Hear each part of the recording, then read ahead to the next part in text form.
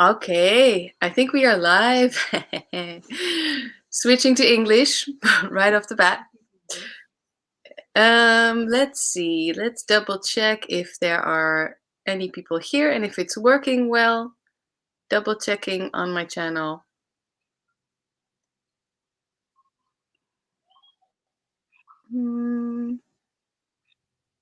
Yes, seems like we are live. Okay. Trying to find StreamYard again. Okay. Okay. I'm so happy to do this. Hello. I am here with Nika from Nomadic Nika. And this is my first live with someone else on my channel. So it's kind of exciting for me. And I'm really happy that it's you, Nika.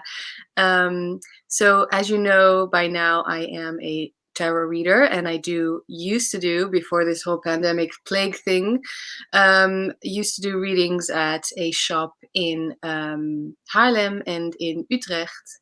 It's the same shop, and this is actually where we met because I do tarot readings there once a week, and Nika did readings there also once a week, right? But then with the runes. So this is like a exciting exchange, I guess. And I just wanted to meet you, so I sent you a message, and that's basically how we met, how we became friends, right? So yeah. Yes, exactly. We haven't known each other for that long, but yeah, we have a lot of things to talk about. So why not invite other people to hear that as well, right? So yes. All right. So I see that it's slowly people are coming in. So please come and say hi and I'll ask your questions. I already see Karen saying hello, Nika and Anna. Can you also see the chat, Nika? Yes, I can. Okay, cool. Because maybe sometimes there will be questions for you, right? And then we have Janet, Angela. Hi, Anna and Nika. Hello. Okay, so happy to see you here. And yes, I'm calling you Nika today because I like that name anyway. Your name is Janika, right? We are both Dutch. And I was hoping that we could start there, that you can tell us a little bit about why, a little bit about yourself, because your story alone is quite special to me. And then also, why you chose the name Nika. All right. Well, first of all, interesting that it's exciting for both of us. I'm Yeah. honored to be your first person to join you on a live, mostly because I hate the camera, so I'm always like, no, we don't do that. We don't do that in this household. We write everything. but That's also good. this is fun. This is good. This is friendly. So thank you for having me. I'm honored. It's cool. As you said, we met at this store where we both did readings. um, my story, well, to begin at the ending, is that during the first wave of the pandemic, I came back to the Netherlands after almost 16 years having lived in um, South America and 2 years in Germany of those 16 years. So I hadn't lived in the Netherlands for longer than half my life, technically. So I came back and then trying to do something in the meantime while, waiting out the pandemic. I was in touch with the people from the store, and that's how we met. Yeah, exactly. um, Other than that, the story of me being away for so long is just a choice that we made as a family way back in the day. My mother moved back to the Netherlands as well about 3 years ago. My brother and my dad still live in Chile. Haven't seen them in like a year now. Sad face. But soon, hopefully. Hopefully, yes. But that's so interesting, right? Because yeah, you're as a Dutch person, but then you actually have lived more than half your life somewhere else. Yes, it is. Yes. This is true. I Yeah. was I was listening to my mom have a conversation the other day about cultural differences, but how they even exist in very small from very small distances. So within the Netherlands, so southern Netherlands, people, whether you know each other or not, you say hi in the street. Like everyone just goes like, hey, Mhm. hi, hello, what's up? How's your day? Sunny out. And I was born in Haarlem, where people apparently don't do that. I was not aware of this because it's normal for me to not respond when strangers talk to me in the street. Because in countries such as Chile, where there's still a lot of physical violence towards women, um, you want to be careful with who you respond to in the street. So I just sort of learned to not respond to anything. So now people here think I'm rude. Yeah, It changes like how, or I mean, it doesn't necessarily change how you see the world as much as you become influenced by other points of view. yeah, yeah, exactly. So yeah, that's a difference, exactly. So how do you feel like apart from saying hi to each other in the street, because of course that's a safety thing, right? And it's important. It's a thing Definitely. that's on your mind. Also, I tend to forget that. But like, for instance, the last time we met in Amsterdam, we took a stroll around the city. Mhm. You reminded me to send you a message once I got home. And I was like, it's a safety thing, right? It's so cute, but I think I forgot to do that because it's just not. Same. Sorry, but Yeah, here I I know because I saw you posting later, so it was like, whatever. She's am. but I know that people don't aren't used to having someone tell them like, "Hey, let me know that you're got home okay." That's not a norm here in this corner of the world because you're not even talking about the Western world or the Northern Hemisphere. You're talking about Netherlands, Germany, possibly England. I don't really know a lot about it. Yeah, It's like this really small corner actually of the Western world where it happens, but not as pervasively and obviously yeah, yeah, exactly. places. Little Fox Lady is also saying hi, Anna and Nika. Hello, welcome. Please say hi if you're in the chat. I see that there are more people, so please come and say hi. Let us know where you are from, or if you have any questions for us already. But yes, right now going through a little bit. So you fairly recently moved back. Moved back to the Netherlands, and we are going to talk about tarot and runes and magic, hopefully a little bit. And um, yeah, do you feel this is already a deep question, right? One of the first ones, Go for it. because your own personal spiritual practice is so well, I don't really know how to say it. I don't want to say divided because that sounds negative, but it's actually a good thing. It's like there are different layers because of your heritage and where you grew up. And what effect does that have on your view on spiritual practice or spirituality, or yeah. I think it's actually the same in everything. The way I see the world, I guess, is through points of view or through story, perhaps. So you can tell the same story, but every time it's a different one because someone else is telling it.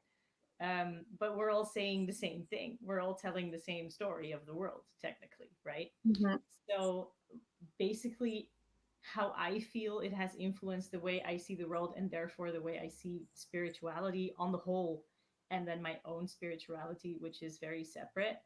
Um, it's mostly recognizing and respecting that though I may understand different practices, that doesn't make them open for me to practice them, first of all, which I've learned a lot recently because I've expanded a lot more into the interweb realm of spirituality. I mean, we've had to, Right. uh, but mostly it's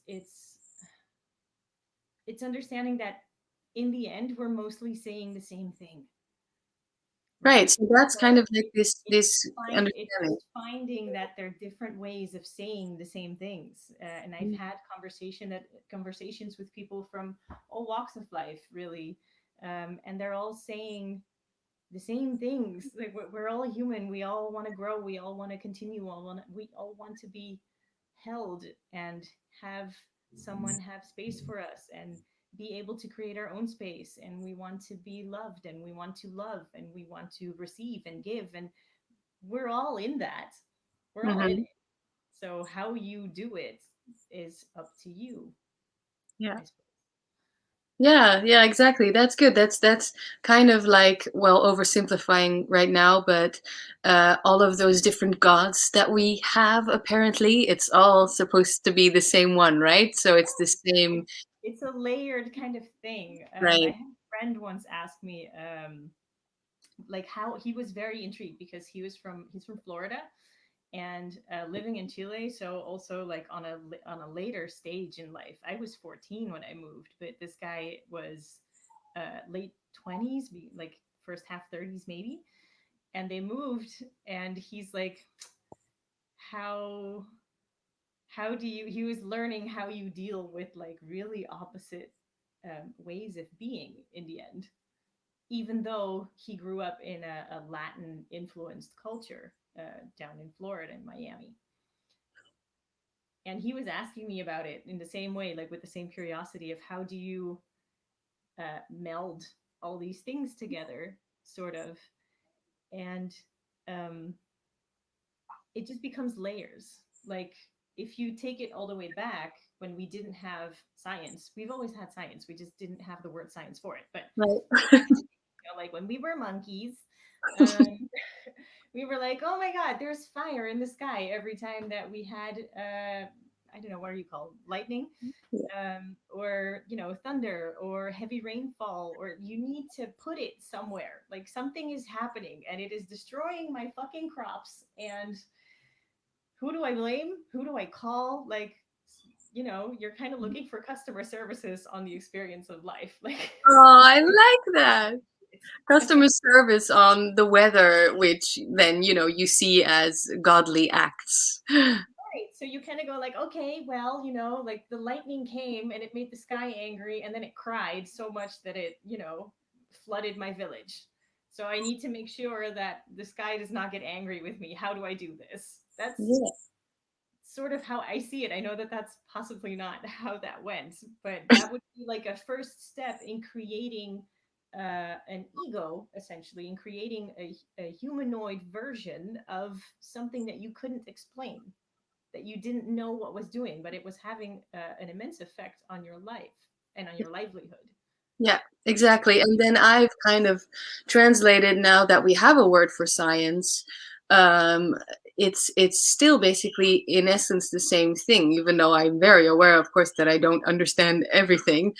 Of course not, but because is still so much power in symbols. First, there was what you are talking about, and then we got a word for science, and we're able to predict when the sun is going to explode, basically. So um it's still this, the symbols are still, to me at least, strong enough to actually kind of look at it in more than yeah, I don't know, like more like a belief system, or I don't really like that word anymore, but like ideas, my own ideas, and making my own, kind of we're talking about spirituality here, right? So I really like that nowadays.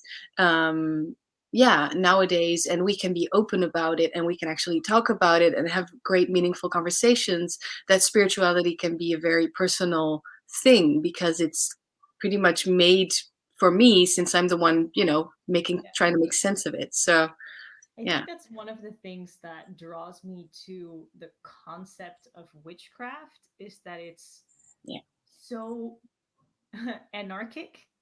You don't have to follow the rules. The only rules that you have to follow are the basic ones of mankind, which is, you know, do no harm, take no shit, basically. Like you don't have to hurt someone, you don't have to do something, you don't have to believe one thing or another. Like you can do whatever the fuck you want. Just be nice, you know, but you don't have to follow a certain way of being within that spirituality. I'm Yeah. sure that for some people that happens to feel very comforting, and for some people that might just fit very easily, but that was never, you know, it was uncomfortable for me. The idea, it still is. It's uncomfortable for me, the idea to be restrained within a certain story or within a certain point of view when there are so many in the world. Yeah, yeah, exactly. So that's great. So that's something that is really on the surface for you, right? Because there's this moving in different parts of the world, and then seeing this different culture being, you know, still Nika, but then completely somewhere else, with still the same heritage. But then, do you feel now, for instance, that you are closer or more far away than, because actually the runes are. Um, Am I right to say that it's in your heritage kind of thing? It's in your ancestry? Sort Heritage. of. I've never completely like done the DNA thing, so I'm not going to call out like, "Hey, I'm this or that." I don't know, but I do know my father's both actually. The word is not pedigree. I'm sorry, that's the dog version. What do you call them? Uh, Word I is don't know. escaping me. Family tree. Sorry. Oh, I kind of understood what you were saying though, but yeah. You know, but pedigree sounds like I was bred into what I am. I was not. I was a mistake. Okay, no one planned this. This just happened over an arc of people not dealing with stuff. Um, yeah, I know my dad's um, family tree up into about when they first started recording in the Netherlands, which is around the year 1700. And a large part of my mom's family tree as well. So I know for a fact that we're all from here for at least the past 300 or so years. Most of us, actually, especially on the side of my father, on the paternal side. Thank you, Antoinette. Yeah. That's the word we were looking for. Um, we're all from Frisia, and Frisia used to be part or was often involved also in trading with um, Norse Germanic tribes known as Vikings. So there's a lot of Germanic heritage that goes on there. A lot of people, I think, mistake the runes as something that is strictly Viking. The Vikings were Germanic tribes, as I understand it, and Vikinger basically just meant sailor, tradesman, or like sailing warrior. It was something. Oh, There's different translations, I think, for it. cool. But Cool. yeah, That sounds so cool. And so Nika, is that like a name that you chose for yourself, or is it a um bijnaam? What is that? Like a almost hmm? like a nickname. Yeah, like a nickname that was given to Um, you. it's a little bit of both. It's based on the nickname that my grandmother gave me, which is Niek or Niekje, which would be the small version in Dutch. Yeah. The little one.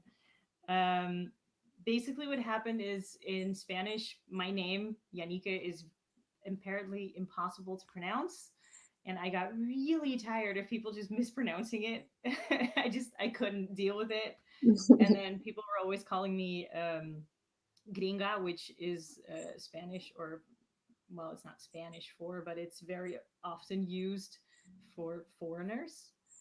Um, so it's not a slur or anything. Like most people don't care, but I always felt like people were kind of pushing me out. It's like it's clear that I'm not, with you guys. You don't need to put it in my name. Yeah, like you look different. It's clear. Right. Like it was obvious from the get go. Yeah, There was yeah. no need to say it. So I just kind of at some point went along with it and was like, all right, fine. If you guys want to call me something, call me Neek. The Chileans have a cultural habit in their speech that they like to make everything small. So they'll put everything like an I after it. So Neek automatically became Nikki, which my family apparently does not agree with. So when I was playing around with names and feeling that Yanika had become so much of an, how do you say this, almost like it's not a secret name, but almost like a special name that only certain people very close to me knew, mostly because only my family in Chile calls me Yanika. And then some really close friends or a partner or something would, when they need my attention, call me Yanika. So that was really jarring for me to come back to the Netherlands and have people be like, this is Yanike. I'd be like, whoa, dude, I don't know you. Yeah, that's so fun. It's like just a few people could basically pronounce your name or took the time to learn your name. And then here it's just, yeah, we know that name, right? So, but Yeah, it works out so well. That's why I was asking with Nomadic Nika, with the alliteration and all that stuff. Sounds really good, uh-huh. right?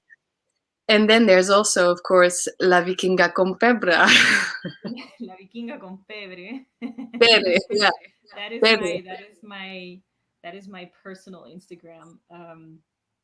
That is an inside joke with one of my best friends from Chile, which was we got high one day, like sitting in the winter sun, like nice, just taking in some vitamin D, and we were laughing about the same thing, like how like, what does my brain look like to someone who knows how to see a brain is basically my question. Like what did the divide in culture and in upbringing do to my psyche simply because I'm interested in the subject, and I don't know, and whatever. So we were laughing about how strange that is, and we were trying to come up with an analogy that would in very few words but very quickly give you the idea of the fusion that goes on in who I am. So La Vikinga is the Viking, basically, which is something that I became known for in the place where I lived for the past 6 years because I always braid my hair. And my dad is a pretty well known figure there, and he had a longer beard for a while, and I started braiding his beard. So people were like, the Vikings. So La Vikinga was mostly because most people knew me as La Vikinga. Not they wouldn't call me that, but they knew immediately who I was. And then pebre is a very typical Chilean. It's like a side dish. It's almost like a sauce that you put on like a piece of bread when you go to a restaurant, right? So it's basically just this really typical cultural bit of food that you have at every dinner party that you go to, simply to sort of this is gonna sound so bad, but to drape over myself, it's like you put it on me Yeah, because that has been the effect of Chile on me. It's not that all of a sudden I'm Latin American. I'm not. Like my structure is still very rigid, very Norse, very Dutch, very direct, very square, I guess. But everything else is just Latin and flowy and just in a really strange cross point. So yeah, I love that because you were still, very aware. This is where my roots are and all that stuff. This is who I am. This is in my DNA. Because it's a thing, it's like, I don't know, it's like talking about your life story so far. It's like, this is one of the, yeah, interesting things. But then you cannot help where you grew up. Obviously, that has an influence, immense influence. So, it's it's a thing mostly because I think if you're always in the same spot, you don't notice as much what goes on in other places. When we travel, we do so as tourists, so you don't see what goes on behind the scenes. You're not often within an actual cultural setting, and I don't mean cultural as in music or art, but I mean cultural as in how the people live, how those people see the world.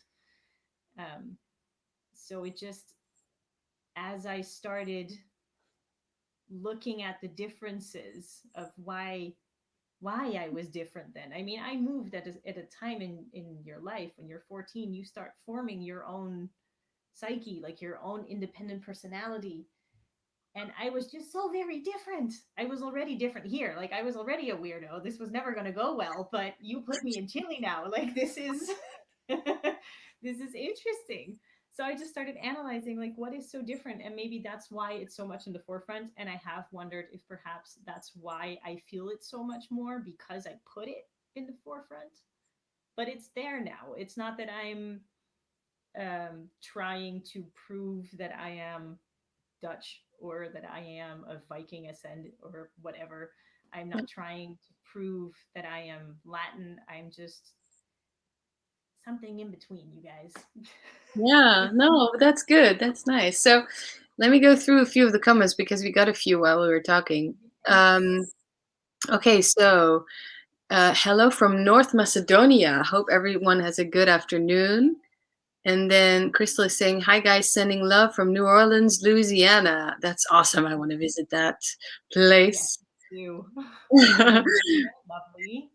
Kimberly, hi Kimberly from Wales in UK, working in the background. I'm glad to be here with you both. And then hope everyone is having a great day. Janice Angela is watching from Indonesia where it's 10 p.m. So cool. Ellen, that's a Dutch name we recognize. Hello from the Netherlands. Sending everyone a very good day. Then Robert is saying, good afternoon, Anna and Nika. Hello from Queens, New York. New York. Yeah. New York house. What Yeah. I'm sorry. Been there once. It was awesome. I got asked directions. I felt really cool. Oh, you And told yeah. See how cool that is? Actually tell people about it. So, of course. then here is the comment that Antoinette came to your rescue, saying paternal, and then asking, do you work with all types of runes or just Norse? Which is also something that I wanted to know. So she obviously knows, or they obviously know, what types of runes there are. But I just wanted to ask you, your rune reader, is there a certain type of system do you follow, or do you prefer intuition? How does that work with you? So what types of runes, and is there a system? I personally only work with the Elder Futhark, which is the OG script of runes, I suppose. Um, this is the older version. There's a newer version, which is the newer Futhark, which is I think mostly used in Iceland. It's the one that was like translated over. Then there are the Celtic runes, and there are, I think nowadays, just like we have endless amounts of tarot decks, there are endless of ways in which we now play with runes and create runes. I've seen witches runes, I've seen women's runes, I've seen like hybrids of all of these. I think some people just take all of them and dump them in one bag and then play them out like that. That's fine. Whoa. It all works, I suppose. I work just with the Elder Futhark runes, which are most known as the Viking or the Norse runes. And I suppose that there are systems, I don't know. When it comes to, at least how I understand tarot comes from a pretty standard tradition in certain layouts of how you read the cards. Runes and their entire practice, simply because of how Germanic peoples lived. Not a lot got written down, and a lot of it was forgotten and pushed aside when Christianity first came into these territories. So we don't really know a particular lot about how they actually use them. We just know that they were there and that they probably use them in a type of divination play. Play and pleasure were very big, were very important for these peoples. Um, so, system, no. On top of that, I am entirely autodidact. I don't know if that's the English term for it as well, but I taught myself. Self-taught. Yeah. Um, so, the systems that have stuck with me are the ones with which I taught myself, but they're not necessarily the right way to do it. Well, yeah, no, but I really like that. Our plan of, doing today, we got already into a pretty interesting conversation about intuition and all that stuff, right? But self-taught is the term you were looking for. I am also self-taught. I never did, as far as I can remember, an actual workshop, as in this is the introduction to how to read tarot cards and all that stuff. I just delved into the books and delved into the internet, where it's a great resource actually, and yeah, just did it this way. But that's also a reason why I love.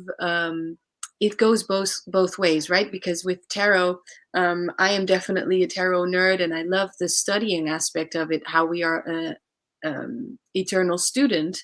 And so I really value this tradition, this base that we can find throughout through different systems. You know, I read with three different systems plus then all the other weird stuff that doesn't really have a system as established as those three. You know, Rider-Waite-Smith, the Thoth, and then the Marseille.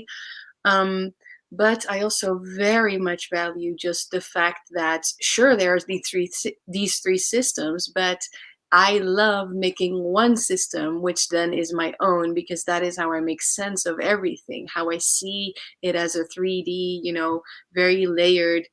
I pull one card, it's not the same card in every deck, in every system, but it is the same essence of the energy, you know? So that's basically, it goes both ways, you know? I like the tradition, but then also, yeah, I could have stopped at Rider-Waite-Smith, right?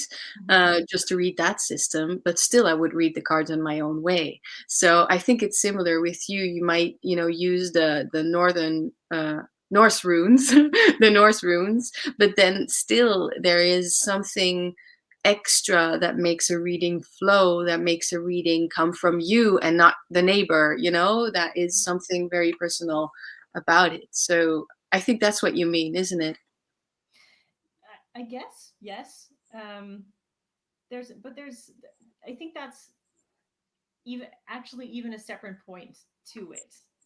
Um, I think that to learn something, anything, you need some sort of basis on what to stand. So I feel like we were saying in tarot, there's a long-standing, well-known tradition of how it works and what it means. And then because of all these personal interpretations, we now have this absolute treasure hoard of tarot decks, right? I mean, everyone has a different tarot deck nowadays and they're all absolutely fantastic. Like I haven't really yet come across one that I went like, no, I'm not buying it. Like the ones that I've had in my hands are beautiful and they make sense, and I'm sure that they make even better sense to the person who made them. um, I think you I personally see it as sort of a translation of all the information that comes during a reading from the person opposite to you, the person asking the question, and how you have lived your life. I feel that how where I am in my life influences a lot in my answers and the way I guide my clients or people, friends, family who come to me for advice. Um, I don't know. I feel like those are almost separate things. I think like you can learn something intuitively, but you need a basis. Yeah. Like at least know, like that the death card doesn't mean that someone's gonna die necessarily. Like you need to know a certain few basics. Like if you're gonna be afraid of a tarot card, it's gonna be the Tower, right? Or the Ten of Swords. Or the Ten of Swords. But like you need a certain structure and then build upon it. And then there's people who really stick to a system. Like this is what this card means. This is what they taught me. This is how my mom read them, my aunt read them, my grandmother read. Like this is what it is. But That's also pretty cool. outside of those options, I feel that either way you approach it, you're still always a unique point of view because what happens in front of you with the person asking questions and what happens to you becomes mingled in the answer. Yeah, yeah. Yeah, exactly that. I think, you know, it's pretty cool. I kind of wish almost in a way. No, I know. No, I take that back. I like my own thingy, what's going on right now. But you know, I'm satisfied with how things are working out. But no, I think it's also so strong. Wouldn't it be amazing to have? Just imagine having this family member, you know, your favorite, I don't know, grandmother or whatever, distant aunt who just one day decided to make you her student and teach you how to read the cards or how to read the runes. Maybe we can do that one day, but still I will be like, you know, rebel witch style, like this is Right. what this I is, don't care. you do Burn your it. own thing. Burn them for all I care. No, Right. but so there's that. But then what you said about what's the energies become mingled with readings, because we both have a lot of um what's the word, experience reading for other people live. You know, we did both the readings in the store, so people are actually on the other side of the table right there.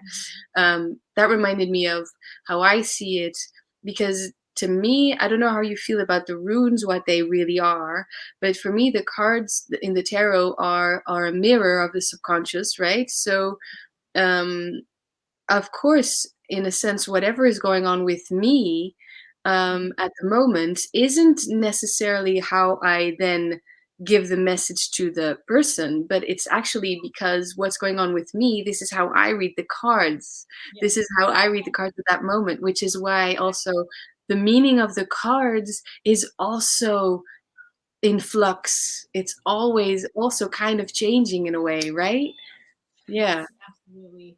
Well, the thing with the runes is I'm usually pretty studious as well. I tend to pick stuff up and be like, oh, now I'm going to read 40 books about it and I'm going to be like awesome brainiac, like nerd mode, full. But I hardly ever go further than I need to because I'm lazy. So once I started a conversation with the runes and was able to keep it going, and understand what was being said, be it to myself or to other people, I kind of stopped studying it. So every now and then I feel like I come across as super unprofessional because I legitimately forget the names of the runes sometimes. It's like, how do you not know what this is called? You've been doing this for years, woman. So I just, sometimes it doesn't work that way. Maybe that's just not what's important to you. It's rather what it Well, means. what happens is, where I was kind of randomly going with it, is that there isn't as much of a structure for the runes as there exists for the tarot cards. Most decks are based off of the Rider Waite or the Marseille decks, right? Yeah. Like most of them, you can find the same thread right through it. Some of them are completely separate. This is true, but most of them seem to be stuck on that. And we don't have that for the runes. Like there are the Eddas, but those were written way later, which is basically the mythology. They were written way later, actually, than the use and disuse of the runes. And on top of that, it was, most of it was just lost and never written down. So what we use is, a bunch of poetry, technically, which is translated into three languages. There's Old English, Old Norse, and I think Icelandic, if that's, Whoa. and that's what we're basing it on. Like we're guessing here. So everyone, if you read poetry, everyone gets like the same sense of it, but everyone also has a very personal interpretation of it. So you find vastly different interpretations of the runes, all over the place. Like there's a way to interpret them, like the archaeological way, which is this is this letter or this consonant or this sound, or this is what it says. But in the interpretation of them as symbols, you find a common thread, and then from the middle point there's extremes. Like everyone sees it just a tad differently. So Yes. that too fluctuates a lot, I find, because I stopped studying, but I'm always learning. So if I find a new interpretation of it, I'm going to sit with it for a while, because sometimes I just wholly negate it. I'll just immediately just, nope, that's not what it means. And if I'm conscious at that point, I will step back and look at it like, why am I rejecting it? Can I find perhaps the red line that ties my concept of this rune together with this person's concept of the rune? Yeah. Yeah. So it's constantly growing and it's constantly changing, also in its placements. It's not always the same. Sometimes a rune has a very obvious, um, symbolization, a very obvious story, but if you insert it in a reading with more stones, all of a sudden it falls to the background and it's just trying to give maybe, a hint at the underlying emotional goings on of a situation.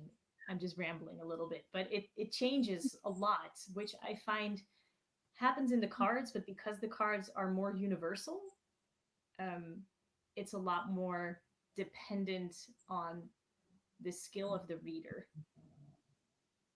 Yeah, I do recognize what you're saying. I think that's so cool that you can do that with runes as well. I mean, I guess with runes, maybe placement is that could be more free in a sense, but yeah, because and even still, a lot of readers don't use tarot spreads. I like to use spreads because I really like to have a little bit more structure, as in this is Mhm. the cards in context, and then that is how I find the red thread.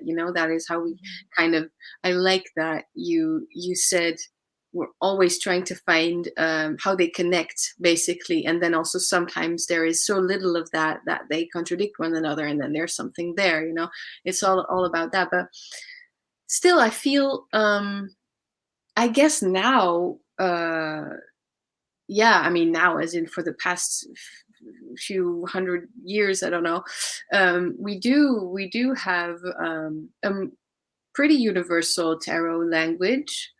um but then still I feel like I believe the tarot cards were part of a game, were playing cards. And so even if it's not, imagine if it was immediately something mystical and spiritual. Perhaps it's both, because I see them as both now anyway. Perhaps it's both.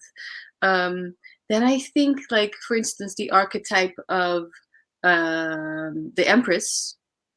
Yeah, there's always an Empress. The archetype of the Empress probably meant something very different back then when the first drawing of the Empress was made than what it means now. So that's the meaning goes along the interpretation of what the people give it, of course, and then that was put in print, and then so there's just no way of knowing. But I really enjoy going through the years and finding out, okay, so this super modern book really reads the Empress as she is Mother Nature, basically. Mother Earth is what we often get, right, these days. No talk about Empress, no talk about crown, no talk about she is the in charge in a way. That's fine, but then I also really like going back in time as much as possible, basically reading modern books of people who have done the research, and going back and trying to find out, what they believe an empress would mean to people back then, and then how, you see what I mean? Like the archetypes, it's still the same, but there are exactly these very different layers. Perhaps at some point the empress wasn't warm and motherly at all. Perhaps she was very much distant and cold, and you kind of wanted to take her crown. You kind of wanted I, to. I like that. I think that specifically speaking about the Empress and these archetypes, the way I understand it, psychologically speaking, um, is that the archetype itself doesn't actually change, but as you say, the interpretation of it or the way that we express it in a certain zeitgeist. So currently, we're actually going, I think, through another like real awakening, like a real shakeup of the divine feminine or of the more feminine side of things. More passive, but also passionate in a very different way that's not aggressive. Very, female motivated. A lot of, uprising for women and women's rights. And I'm hearing as actually someone's commenting right now about Gaia and Demeter. I keep hearing a lot more revival around the not just the depiction and the retelling of the legends of these goddesses or these archetypes, but also people finding different meaning in it. So the story of Medusa, for example, is horrifying. I mean, the woman gets raped in her own temple, right? Like, what the fuck? Who does that? But then the original story that we're told is that it was her fault, and then Athena, whose temple it was, she was upset because damn, the girl was fine and she got raped in her temple by another god, and this could not stand, so she cursed her. That's the story that we're told. And then Medusa becomes this horrible monster, snaky, and she goes off to live in a cave, and there she's hunted until Perseus comes along and chops off her head. The story that is now being told is completely flipped upside down. It's that Athena took pity on her because she was so beautiful, men could not control themselves, which, guys, really. Um, Guys, really? and then she went off, like, fine, like, I had to turn myself into a monster. Like, my hair became snakes, all right? My hair became snakes. I have to live with this shit because you guys couldn't leave your hands off of me. She goes live in the woods and has to wait out her life being constantly hunted until she Hmm. dies. So the whole meaning of that story is just completely flipped upside down depending on where we are in history. But Medusa herself didn't change.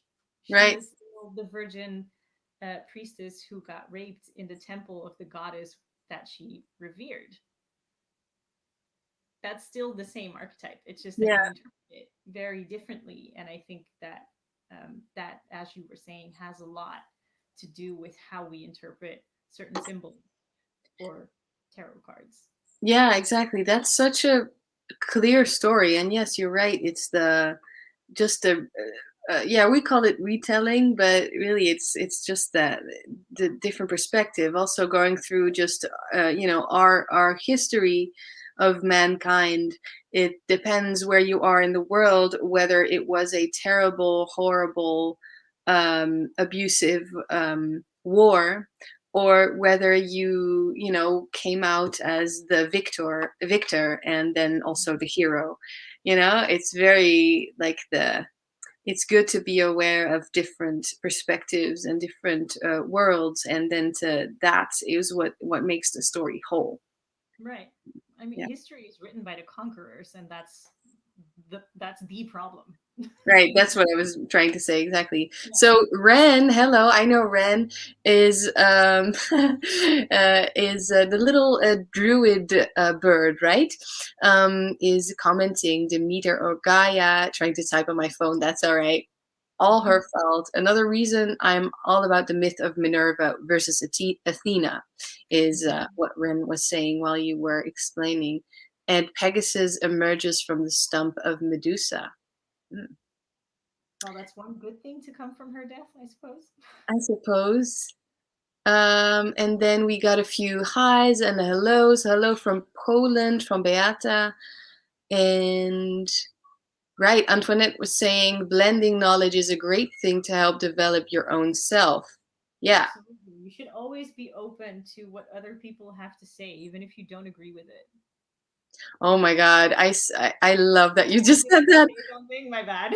Yeah, this is why it works between us, I think, because it's possible that people disagree about certain things and even certain important things, but as long as there's still respect and just a common decency or friendship, then there is nothing wrong. And I love that. It's actually, as a person, you learn as much, maybe even more. I don't know, yeah, maybe even more from reading, for instance, something that you don't agree with than to read something that you already agree with. That's actually literally true. There's a psychological phenomenon oh god, now I have to search for the word. Um, I don't know it. it's a bias. It has a specific name. I'll come to it. Someone in the comments come to my rescue. Y'all know what I'm talking about. It's a Mm, bias that you have, in which, because you were raised a certain way, you're only exposed to certain points of view, and then this becomes like your tunnel vision, basically. So the only thing that you're capable of digesting properly is stuff that you already agree with. But that's literally never going to teach you anything new. I mean, you had to be wrong at some point to learn how to do it the right way. Not saying that anyone's beliefs are wrong or right, but you can't learn something new if you're not willing to be wrong about it. hmm Yeah, it's so like mind fucky, but yeah. Um, I hate being wrong, but God, have I been wrong? We're all wrong about something. This is true. Um, yes, if you read tarot history, you find that even the founders had very different meanings from each other. Yes, Ren. And then let me go through some other comments. Antoinette is saying, I love hearing about how Celtic women were equal to men in strength and hunter gatherer. It changed as we began to build the homes in need of being kept. And then Ren is saying, well, Wrens are feisty. Is that why you chose the Ren? Find your own way and celebrate the ways of others. What was that about? Oh, right, about the Being open and knowing to listen to other people. Just to go back to Antoinette's comment about Celtic women yeah. equal to men, just very recently, actually, it came to light, as in people bothered to actually check that I think about half of all Viking warriors ever found were all women. Everyone was just like, oh, a Viking warrior, he was buried with mountains of gold and 50 horses or whatever. And they're like, oh, that's a dude. And only recently are they finding out that half of them were actually women. So it's true. There used to be I think, a much more egalitarian view of the world, at least in value, not necessarily in capability, but in value of people. Um, just Yeah. Yeah, that's interesting. That's lovely. I don't know that much about the Celtic um, And mythology and older culture. I had a connection to it when I was a little bit younger, but I think that veered off very quickly into the whole Norse Germanic um, mythology and historic world. hmm.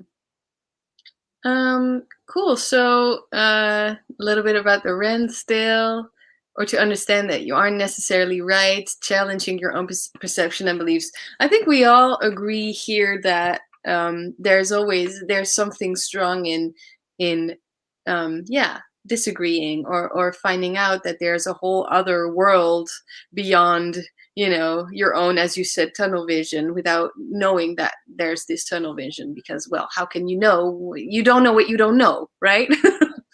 And that's okay too. Like, you also need to be okay with, right now I can look back on stuff that I did 2 years ago and be like, oh my God, why? How, what, in what way did you think that this was going to go over well? But back then I didn't have the perspective that I have now. So, I was wrong, but at the time I was right in doing what I did because I didn't know that I could be wrong. Yeah. Yeah, I was gonna be mean and make a joke like what? But let's not go there. No, let's not do that. Let's not. How about we don't? So what I really want to do, though, because you have these beautiful runes that you made yourself. Do Mhm. you want to talk about it a little bit, and then most of all, show us? Show you. I Yeah. have to confess that this entire week, it's only Wednesday, but like, since we said that we would, since we planned the live, um I was like, "Oh, I have to charge and clean my runes and redraw them, actually, because some of them are completely gone just from usage." Oh yeah. Redo them every once in a while. When I first started with the runes, just to give a little bit of background in why I chose this material, um, I decided that I wanted to make them myself because I wanted it to be entirely, completely infused with whatever little I knew at the time about what I was doing. I just needed it to be a part of me for as much as I could. So I made them myself from clay. And then as I got better at it, I made a new set from clay. And then I just kept sort of experimenting with it until I found a store through a really good friend of mine in Santiago, in Chile, where they sold little tumbled stones, precious stones of all types, for relatively good prices. And I was like, bring me 30. I only need like 24, but bring me 30. And I engraved them myself, and I chose as a stone. I chose howlite for the base because it's very purifying, and it also is said to strengthen the connection. So who knows? You know, like we can all use a little bit extra of that when we're when we're reading Yeah. when we're doing divination. So let's see what we have here. I actually, you know what? I'm going to show you one that I thought of during our conversation when you were talking about your belief of the tarot having started as playing cards. There's actually a rune,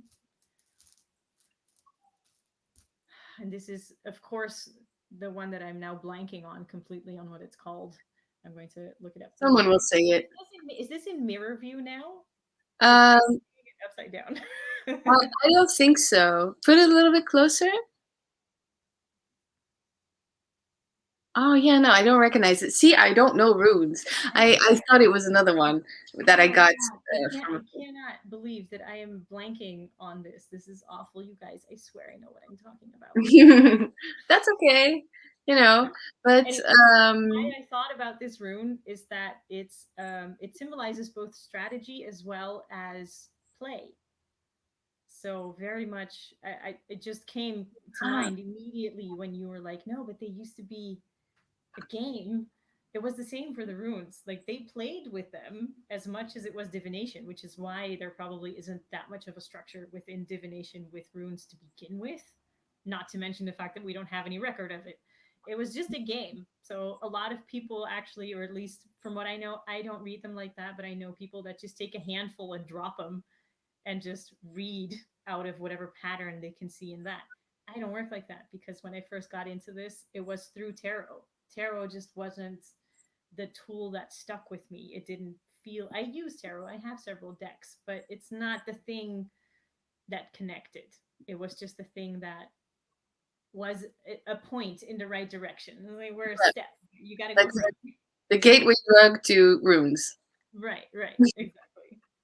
So yeah, I don't know. I thought immediately of this little rune, which is, I don't know. I think it's really cute, and I think it's a very interesting concept of having both strategy and play, of having both the studious and the intuitive side, of having the idea of planning something or even plotting something and still playing with it in the meantime, not becoming too stuck in the rigidity of a plan. I have a plan, so it has to go this way. You need to be able to move a little bit. Yeah. With runes, whenever I get a rune reading or people show me runes, I kind of go like, Sorry, I'm sorry, I didn't mean to interrupt you, but Beata Hereso is saying in the comments it's Berto. Yes, it was. Thank you oh, very much. awesome, thank you, Beata. Um, Time for the dentist. Bright blessings. Okay, well, have fun at the dentist. I hate dentists. I'm missing you. Good luck. But looking at runes, I always try to like see something in them. Like there was, I don't know now, but the one that you showed now, I don't think I've ever seen before. It looks, if you would flip it, it kind of looks like a bowl or something that is like a distilling. This in alchemy, they used to those distilling. You know what I Mhm. mean? Like Yeah. The chemistry, the vials, the yeah, glass yeah, vials. yeah, The way, I mean, technically, yeah, that's like the best way to learn anything is to find the meaning behind it, right? We started that way as a civilization, as writing on the whole, when we started creating symbols for telling a story. These are just letters. It's not as detailed. I don't want to say that because readings can be very detailed with the runes, but the runes themselves are not as detailed or brightly colored or um, intrinsic in a manner as a lot of oracle or tarot decks are. You yeah, take a tarot card and there's like this whole painting going on, and everything in it symbolizes something from the background color to the pigeon flying overhead. I mean, there you go. That's a lot of symbolism in one thing, in one piece. yeah. Yeah, exactly. Although, With the what color? runes, it's with the runes. It's like, yeah, it looks like a letter, but you're saying they are letters. It's a Ah, letter. That's all it is. It's literally an alphabet. Literally. yeah, interesting. So yeah, keep showing a few because you said you made them out of clay and then you So these are the clay ones I ended up sacrificing. Sacrificing. The first ones I left in a jar with, it was kind of like a blessing jar, I guess. I didn't mean to make one, it just happened. I wanted to keep them because, but they were too small to have clear readings in. I didn't like their size in readings with other people. So I put them in a little jar and I threw some lavender in there.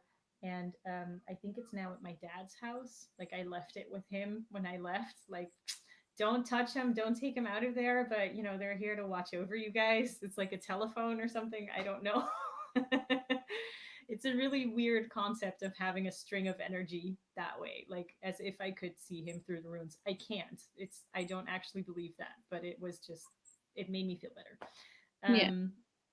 And now I have these that I engraved in Howlite that I work with primarily. I've been thinking about making new ones, but these are my peeps. I love them. They're like a different person, separate Hmm. from me. Yeah, yeah. And that's how I see my decks as well. I mean, I know that they only work if I read them because then I, read myself. But still, I feel like I can get something out of readings that feels at least I experienced that as I did not think of that at all. Thank you very much for that suggestion, other person. That's how I. It's very much a conversation. I had I used to have where I lived in Chile, my apartment was very small. And on the way out the door, or basically the first thing that you would see if you came into my house would be the side of my shrine.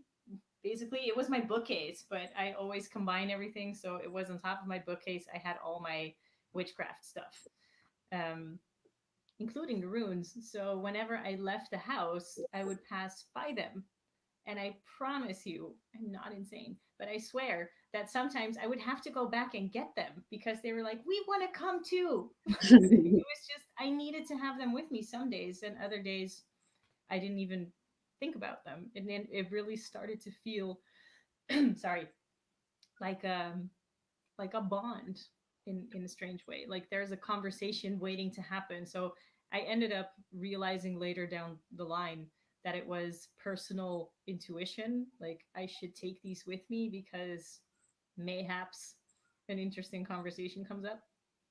So I would have them with me. But it took me a while to figure that out. In the beginning, I was just like, they want to come. Yeah, that's cute. That's nice.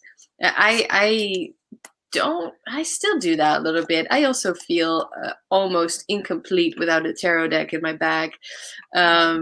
But then I can keep going. Like I need the tarot deck, but I also need my journal. I also need the, you know, well, basically mostly those two things. I'm not that big on bringing the whole spray and the crystals and the incense and all that stuff with me. But yeah, those are basically the essentials.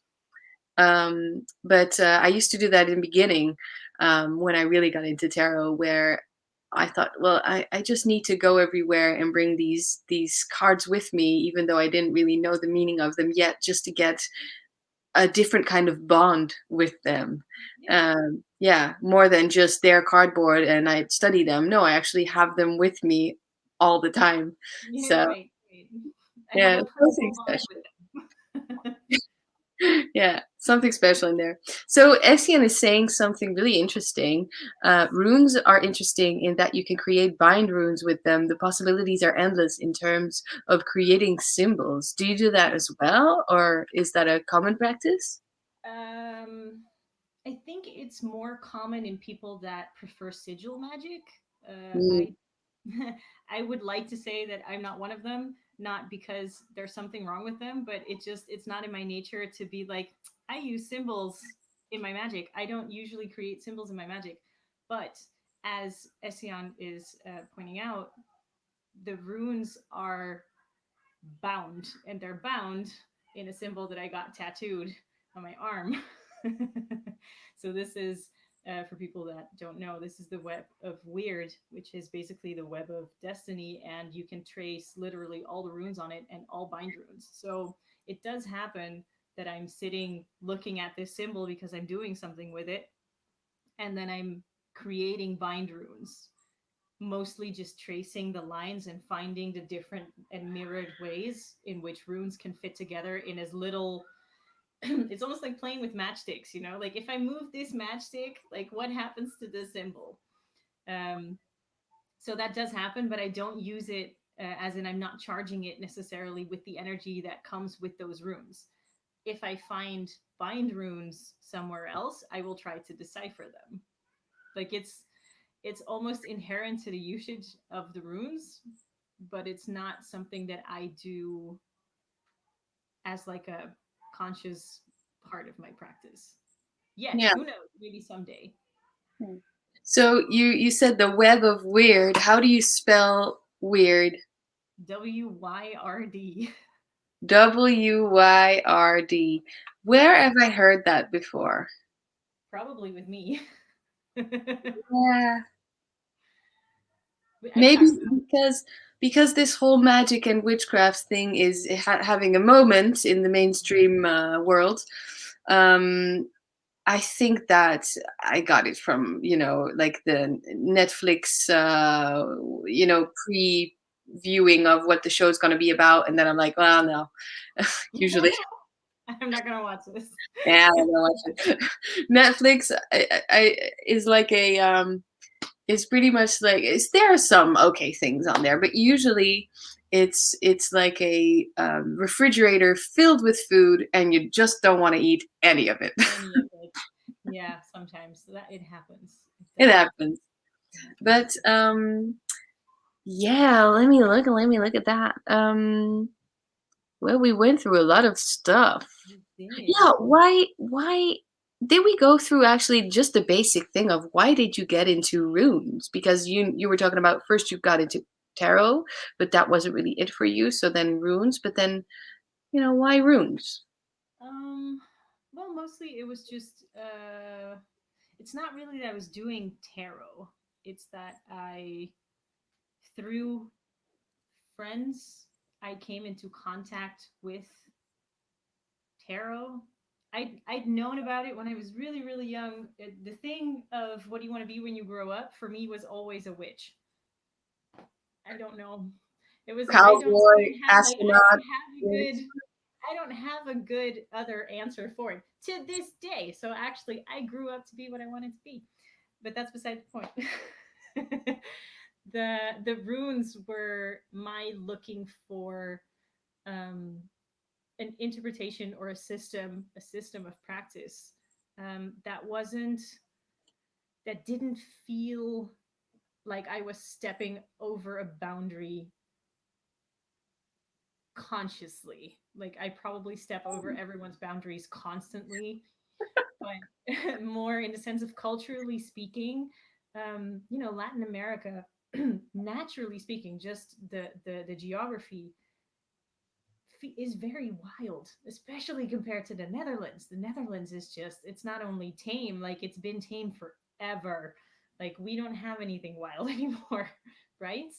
But Chile has literally everything. Chile goes from the driest desert in the world, the Atacama Desert, all the way down to Patagonia and to the archipelago of Antarctica. Like Chile has everything, Oh, basically. wow. It has some of the oldest rainforests. It's just not a jungle; it's a rainforest. It's a different type of tree, but they're thousands, millions of years old. So the connection that you experience there, spiritually speaking, is very strong, but the practices that exist there currently are either native, which I absolutely have nothing whatsoever to do with, clearly, or they're taken mostly from tarot and Wicca. So a lot of witchcraft in Chile, in my experience anyway, is very stuck in what the Wiccan system is, and what the tarot system is. And that's it. Very few people actually even consider the fact that tarot comes from alchemy, which has a very different hermetic, historic thing behind it. And neither of them just felt good. It felt wrong, obviously, to start using what I had seen from the native side, because it's not mine to use. Though I had a lot of experiences through that practice, not mine, but my being present with other people while they practice it, wasn't enough of a reason for me to say I can use this. And tarot, without the study of it, didn't feel right to me. And I don't know, I figured I want something that's closer to my own heritage, which was something that I hadn't really been considering because I had been so busy with trying to fit in over there, which is a very different sort of heritage, of course. So once I started considering it, the runes were kind of the obvious choice, because it's the Yeah. only really that we have here that's inherent from here. Yeah, all right. So that's very strong. And then um yeah, because I can go on for hours, which is also why I have a YouTube channel of what the tarot means to me, and how much I love tarot, how I read tarot, what I found out about tarot, all tarot craziness. And then what do these runes then mean to you? How do you feel during a reading? Do you read a lot for yourself? That kind of Do you experience. read aloud for yourself? Like, do you Yeah, read your own cards? yeah, hell yeah. Yeah, no, I don't like reading for myself because I feel that when I'm reading for someone else, I have the huge advantage of not being them, meaning that behind any question you have an emotional charge. There's a reason you're asking that question. There's a reason that you want a specific answer. You're hoping for an answer. Otherwise, you wouldn't be asking the question. And when I read for myself, I don't have that filter. I don't have that advantage. So I immediately become prey to my own emotional charge behind the question, and I can't always accept the answer that comes. And I get into a fight with the runes. So that doesn't work. I'll just like keep, taking new stones and just be like, no, this is not what you mean. Mm, yeah, So no, I like learned the not to read for myself. Like I can, but I have to be very stable and very centered. yeah, I And totally agree that there are some things that and I cannot know beforehand, right? There are some things that I don't even know what to ask about. I'm so incredibly stuck with. And that's natural. We are human beings. We are very layered. We have a lot of emotions, Um, so yes, there are some things that I feel I would rather have someone else give me something than to try and figure it out on my own with the cards. But that's almost just like well, that's beside the point. But I also feel like with the years of experience and just trying to dissect everything in the cards, and also mostly understanding that being a tarot reader and taking it as I love it. There's passion, there's fun, but still taking it as seriously as I do. Um, uh, to in there is a lot of understanding that being a tarot reader is not just knowing how to read the cards or knowing the meaning of the cards. It's much more than that. It's Mhm. also, like you said, understanding what questions you do ask, what questions you don't ask, or then, why do you ask that question? Is there an answer that you are hoping for? And what will be enough? And even then, um, it's all about analyzing, basically, is what I'm saying. So analyzing the person in front of you, as in what's going on in the interaction during the readings, right? But then also analyzing yourself. But Mhm. that is also how I learned to analyze the readings for someone else. So it's always, yeah, it's always moving, and that's what I like about it. Maybe the difference is that I learned when I first got into divination, it wasn't my divining. It was someone else doing it for me through tarot. So I am perhaps also more comfortable with having questions answered through the imagery and the archetypes of tarot rather than doing it myself through the runes. It's not that I don't understand them, it's just that it often becomes very blurred with my own feelings about the question, about why I'm asking the question, about what I hope the answer is going to be, what the answer probably is, which is usually contradictory to what I wanted it to be. So there's just always too much going on for me to openly accept it or to even want to sit and think about it. Like I don't do that. I can't do that. I hate it. If I'm going to do that for myself, it'll almost always be in combination with a tarot card. And most often, I'll just call a friend, a good friend of mine, who we always interchange with. So she's constantly like, "I have a question for the runes." Just WhatsApp, like 3 in the morning. It's like this thing just happened, and I need you to tell me what's up. So that's mostly how I do it for myself. I have someone else do it. I just try to stay away from that. Yeah, but that's good then. Basically, it's almost like you have a direct link to someone else's runes or someone else's cards, and then right? It's That's it's good. just easier. I understand what you're saying though, in that it's an analyzation of yourself and of your own state of being. Um, Yeah, and but that still, I don't disagree. someone else, like you, for someone else, you use both, and I see how you could learn, how you would manage to learn by reading for yourself to reading other people. For me, that just didn't fly. It didn't work. I Yeah, was just repeating what I understood the runes to be, but it wasn't until I started reading for other people that a flow appeared in it, so to speak. yeah. No, but I recognize that as well. Actually, um, starting to do professional readings was a huge boost, I guess, in learning how to read the tarot. How Mm. that Yeah, because learning for oneself, you have reading for oneself, you have the time, you can second guess yourself, and there's huge learning curve. Basically, there's too much to talk about, in this bit.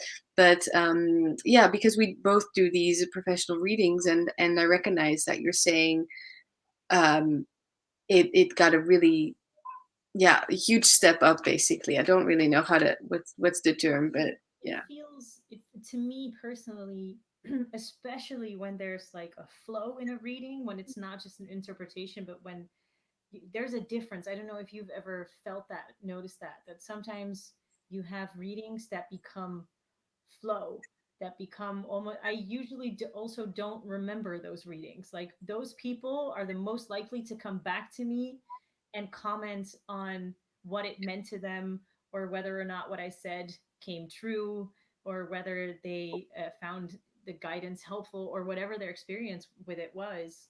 They'll come back and they'll be like, "Remember that you told me this?" And I'm just blank. So no, it wasn't me. I think I was just translating. I'm a mouthpiece at that point. I don't know if you've ever had that. Like, I don't remember it. I don't. I just know that it's fantastic advice and that I should listen to it myself, and then it wipes from my mind. It's just gone. But those are the most flowing exchanges that I've had, where it just becomes almost this creative kind of flow that just, it's almost like word vomit. It just starts coming out, and it's just this whole thing.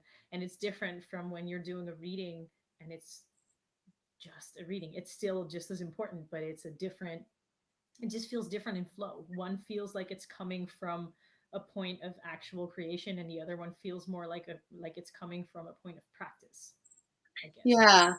Yeah, I most of the time I have to say I experienced both in the one reading, which Mm-hmm. is why I feel tarot is the thing for me, where you saw the tarot and then it was like, well, it should be runes for me, and that's where I get that. With me, it's the cards, definitely. That's where I get this.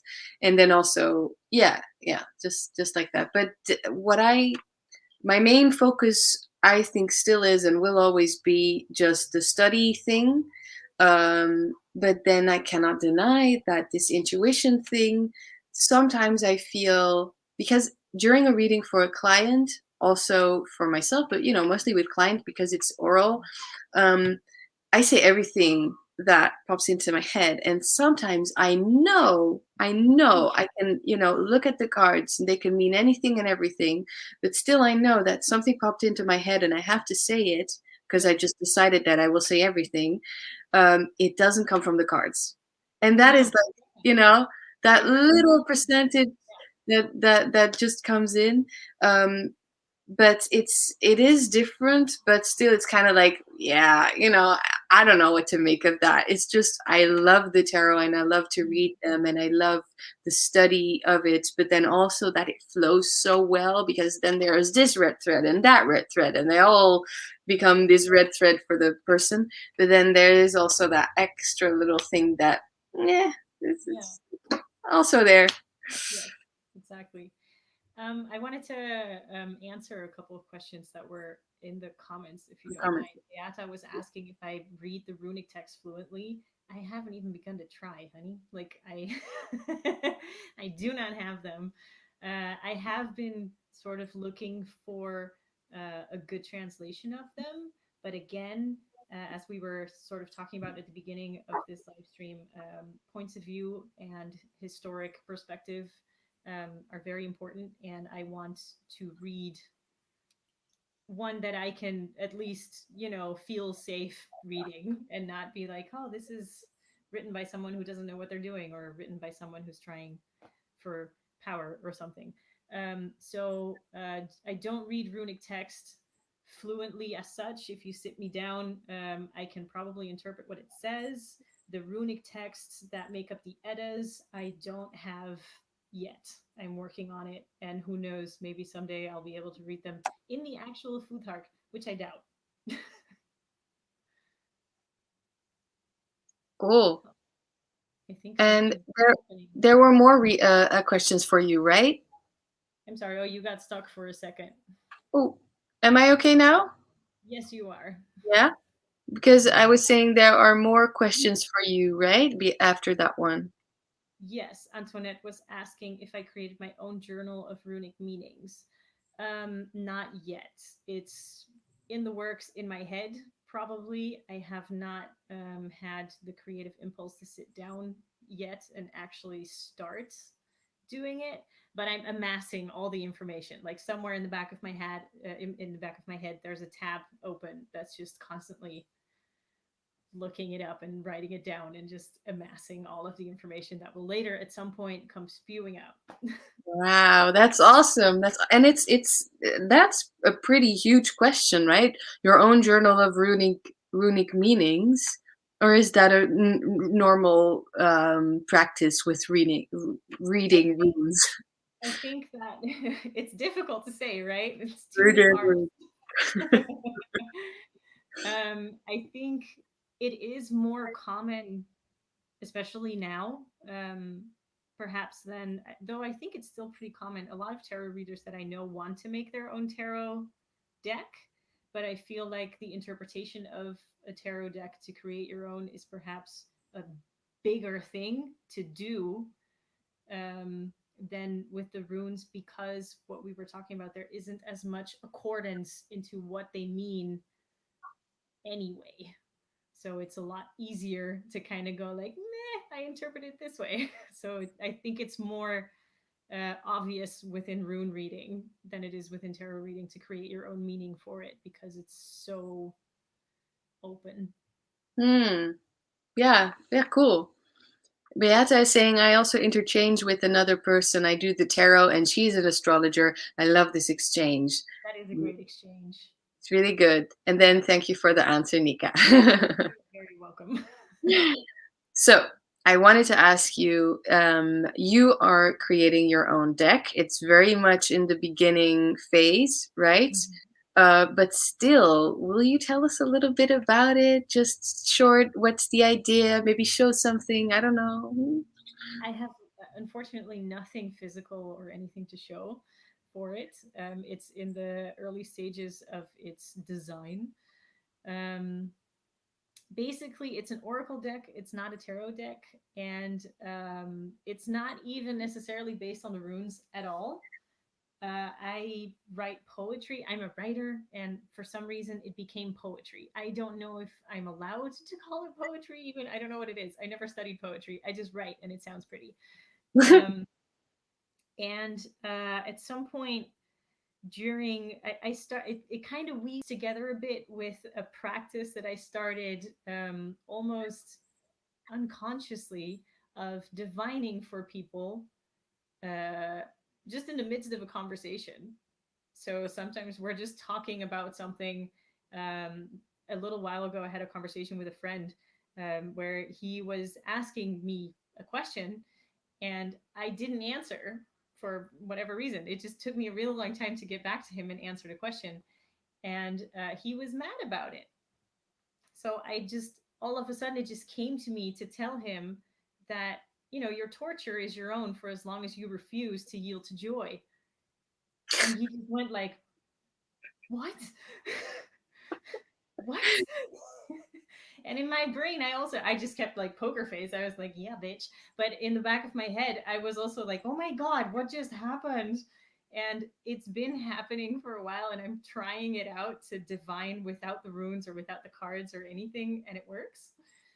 It's And also it like proper, poetry, written language, Yeah, language. some of it is, some of it isn't. Like some of it is really like it rhymes and it has like a meter and it has like the whole structure of like a little diddly poem. And some of it is just hard knocks, I Get out guess. of your bed or something. Yeah, no, really, some of it is. Like none it's not that all cards are, flowy poetry. And the reason that I combined it that way, some of it is actually really dark. Like if you read it, reading it back to me sometimes even goes like, I wrote that. Was I okay? Like, what was happening? That's so bad. But it feels like it felt at some point as if it might actually say something to some people. People were like in that conversation with this friend that I just gave the example of, he just went like, what? So I wrote it down and it became a card within this oracle deck. So it's just because Odin, the the All Father, the upper god of the Norse pantheon, is a god of many, many things, including poetry and breath, as well as divination and death, actually. Cool. So it just reading through my poetry, reading through my writings, reading through my divining sessions when I write them down, which I don't often do. Um, it just came to me that this might be an interesting way of giving people access to both amateur poetry, I suppose, and divination. And it just kind of felt like something Odin would be cool with. It's not that I worship Odin specifically or anything. It was just like, this feels like an Odin kind of energy. So I don't know. I think he'd be down if he were here. Yeah, yeah, that's cool. Yeah, and I mean, this whole amateur professional, these terms, I know that I use the term professional for this and that, but it's never based on, well, hardly ever based on talking about all of this, right? Went to school uh, yeah, if there was a study or went to school, yes or no. It's really just professional tarot readings is like, well, you start calling yourself Professional. right, because there is an exchange most of the time of money, exchange of Mhm. time and energy, and then money, and then yeah, amateur. One of the first answers that I gave as a young child when my mother asked me what I wanted to be later is writer, and she was like, "Well, pick another profession because you can be something and always be a writer," you know. She had a point. Yeah.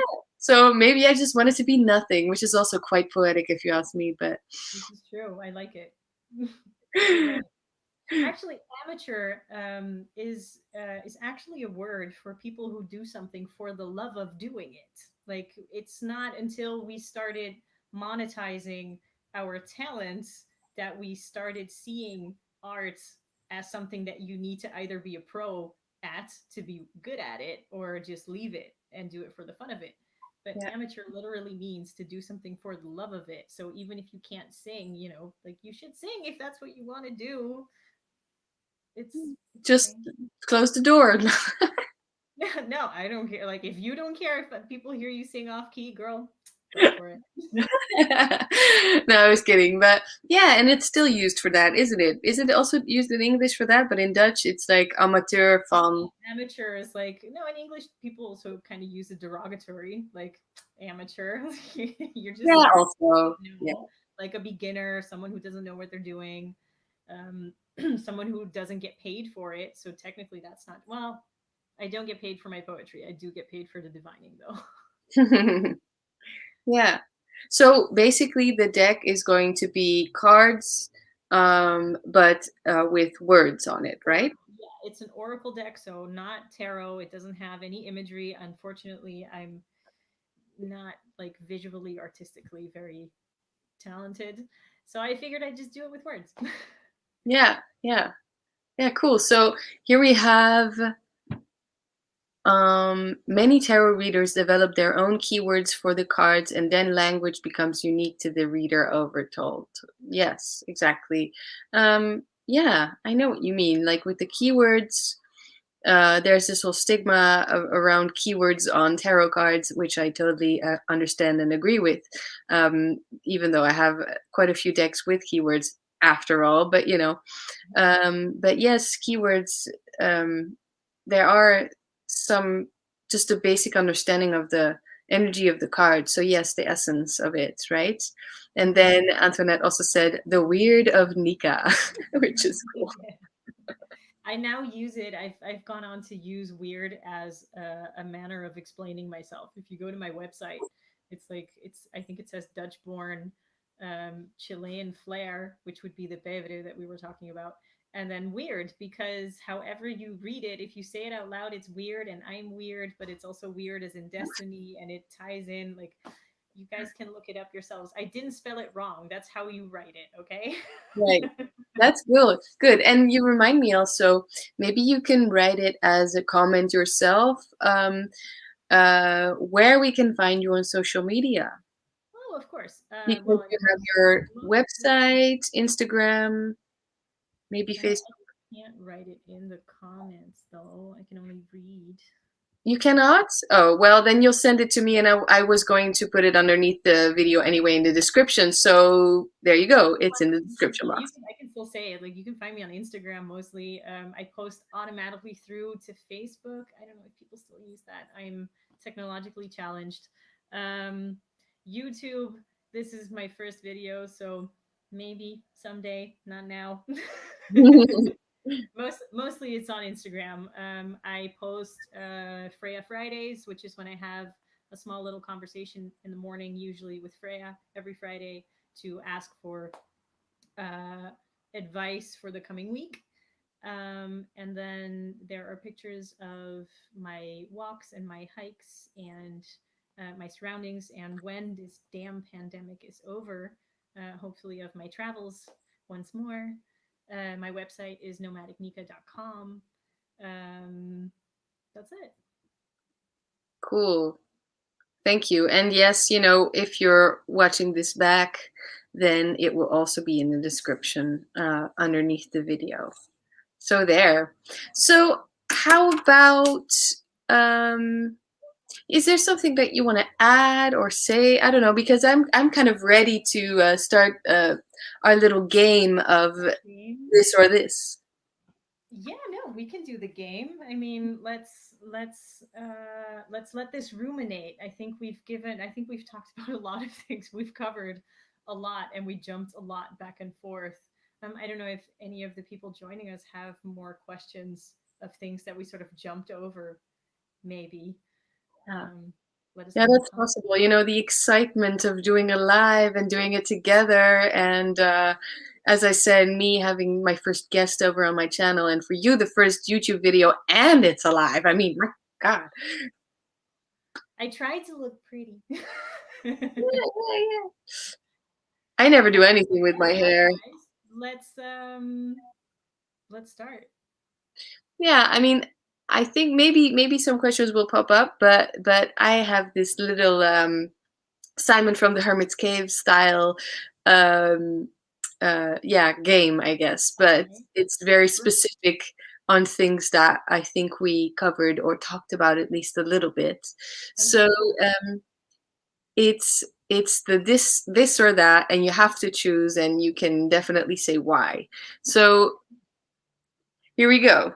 Okay, can I ask you back though? Sure, but I deliberately went for difficult questions, I think. Um, so maybe I don't have an answer on all of Okay. them. Before we do, Robert has a question though. Yeah. Uh, Designing tarot decks, writing poetry, books, how do you manage? I don't have a job. I literally have nothing else to do. this is this is the sad truth, Robert, but thank you for putting that much faith in me. Oh, but I love this I don't have a job. Yeah, because I mean, for you, it was, of course, we're all, dealing with this year-long plague and how everything is closed. But then also, you pretty much came to the Netherlands right before everything shut down, right? Yeah, I got here on one of the last um what do you call these flights? Um repatriation flights. I'm sorry, I'm spacing on the word, but it's like a specific flight that the embassy gets together and organizes to get people out of a problem area, technically. So yeah, one of the last ones to leave by the end of April was actually from the French embassy. So I got an email because I was actually planning on coming back to the Netherlands around the same time. I was just not planning on doing it in a very rushed way, as it turned out because of the pandemic. So it was more or less, I got an email like, in 7 days, there's like the last flight departing. So send us like all your data and tell us why you need to be on that flight. And I was like, guys, I gave up my apartment and my company is broke. I need to go somewhere. And they Oh, were like, all right, you're on a flight. And 3 days later, I had to go. So yeah, I'm here, and I've been living with my mom, who's very kindly and graciously taken me in again. She's like, oh God, they were finally all gone, and here I am. I'm But sure yeah, we've all been there at some point in our lives, moving out to do studies and then having to move back in for a little while. But yeah, these are, of course, very strange times. I wanted to stop saying that, but it's just the no, way that you it is. can't. You can't. You Yes. can't Yeah. stop saying it. They're strange times. They're cool though. Like if you manage to step back from the misery of it, it's interesting enough. It's just miserable. I don't know how this is going to go into our history books, really, because, No. you know. But it's going in there. What's going to be the conclusion of all of this? Only one way to find out, people. Stick around. Stick around. Yeah, that's just such good advice. So Robert is also saying good answer, and I love that as well. So here we go. Okay, Do here we go. you prefer, and you have to choose, Mhm. rune or tarot? Oh God. Well, runes, I guess. For me, it's tarot. No, really? Yeah. So I think we kind of said why, right? I think we did. I think we covered why.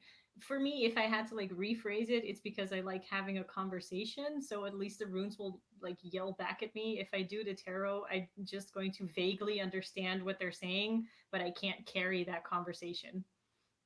Okay, yeah, that's really interesting. And for me, it's just very well. I don't know runes, so there you go. Right. you know, but from what I see, what it is, I like the complexity of having 10 million symbols, and maybe that's also possible to have that in the runes, but it's just not as apparent. You know what I Right. mean to me. So Mhm. that's just a something from the outside, I guess. But it's very interesting, and I now do have a deck that has runes. Hello. Really? I just went all foggy. Okay, here we go.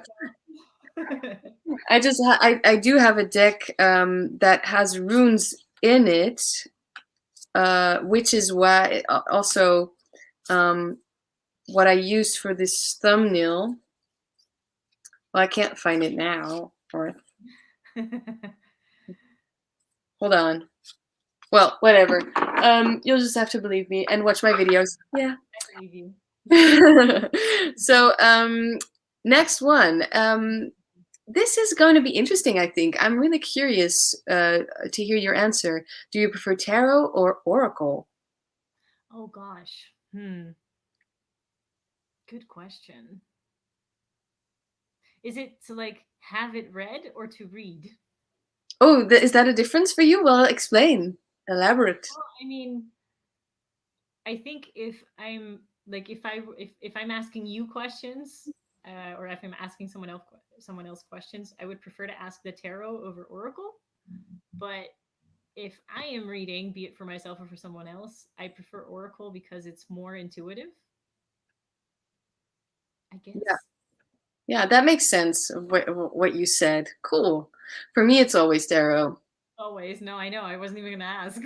I'm so probably uh annoyingly tarot brained, You're which going is to have why. to learn oracle though, because you're one of the test people for my deck.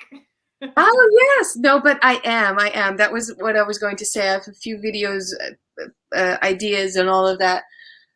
I have a few oracle decks, and I'm so incredibly trying to make them work for me. To basically, I'm making a system. There you go. We know what you prefer now. Yeah, basically, I'm making a system, but that does not take away from the strength of those decks, you know? So I have, for instance, when I realized that I was so that basically Oracle, I had a hard time, finding the value in it for reading for myself. I purchased, for instance, soul cards. Do you know those cards? I think so. Yeah, so basically I call that Oracle deck, but it's not even an Oracle deck. It's soul cards. It's its own thing because It's its it's own thing. beautiful artwork from a well, an artist, and then Deborah Koff Chapin, and there are no meanings assigned to the cards and no message, nothing. So everything that you read is Learning. from those paintings. So it's all intuition. And Wow. That's a I good almost, huh? That has to be a really good exercise to train your intuition though. Yeah, yeah, it's really cool, and especially for me. So yeah, going through all of that, but I have to work for it. And I know that I also have to work for tarot, and I still do, but it's just so very different work. But I kind of love it, and basically focusing on Oracle is how I get through these times. I feel so I have something to do. I have a project. I have something that I can make Right. around that. Right. Something So to you focus have, all the energy on. yeah, basically, because otherwise I'm just, yeah, let's not go there. But we have the Weird of Nika, and then yeah, the Oracle of Anna or whatever. I don't know. Good. Let's go, maybe, perhaps, but maybe not, a little bit easier. Incense or candles? Candles. I think me too, because a candle is like this, it immediately speaks. It's this living thing that you can immediately do something with. Yeah. And you can have them with scent or without scent. I think the thing that I mostly hold against incense is that it's always far too concentrated for my liking, and it appears to be just as bad for you to be inhaling incense as it is to be inhaling like cigarette smoke. So basically, it's like lighting a cigarette in my room. That's not no. Yeah, yeah. I do like to watch the smoke like ringlet. I love it. I can be hypnotized. Yeah, definitely. I feel like those two things, especially from my childhood, they kind of go together. once I got interested in all this witchy stuff. It's in, incense sticks were bought, and right, Yeah, room, most people bedroom. buy incense. Yeah, exactly. And then the whole playing with the wax thing over mirrors and all that stuff. I don't know, but yeah. But still candles, I guess. But I never use scented candles. I feel like the scent from scented candles usually is more, yeah. Uh, It depends. I've had some good scented candles, but if we're talking aromatherapy, like how do I create a smell, or how do I manage to make my room smell like lavender or whatever without having the actual flower? I would probably go with essential oils though, yeah. in a burner or a diffuser or something. Yeah. That's probably best also. I'm just, yeah, I kind of also love this idea of the incense is being used, the smoke, it goes upwards in the air, so it's almost like this connection to, above. So I really like that as well. But I also sometimes have a hard time, I have to clear my throat more and all of that, so it does affect Mm. me negatively, this smoke. It does.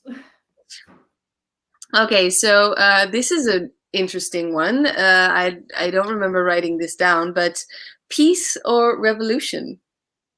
Oh no, that's actually a good question. I am an absolute fan of revolution when there's a reason for it. Usually, an actual revolution, to me, in its definition, has a reason. Revolutions that we're seeing currently, especially in the Americas, I'm supporting 100%. Um, I've been part of it in a very small way in Chile and South America. I think it's necessary, but I also think that you need to know when it isn't. I think you also need to know when you need to sit down and shut up and listen. And I think it's important to know that not all revolution needs to be physical or violent or scary or heavy, or we can, one of the easiest ways actually is just civil disobedience. And that doesn't mean like go out and rob shit. No, because you're still respecting your fellow people, okay? We're still all people having to deal with the same shit. But we don't necessarily all have to, listen. I don't know how to say this, but I like the idea of peace in the sense that there is no necessity for revolt. There is no necessity for changing something. And I think that that is a very stagnant way to be, especially in these times. Like, it's very easy for us, especially here in the Netherlands, to sit back and kind of be like, we have our shit more or less together. Because honestly, it doesn't really matter what your political stance is. And I don't mean to make this political, but it was a political question.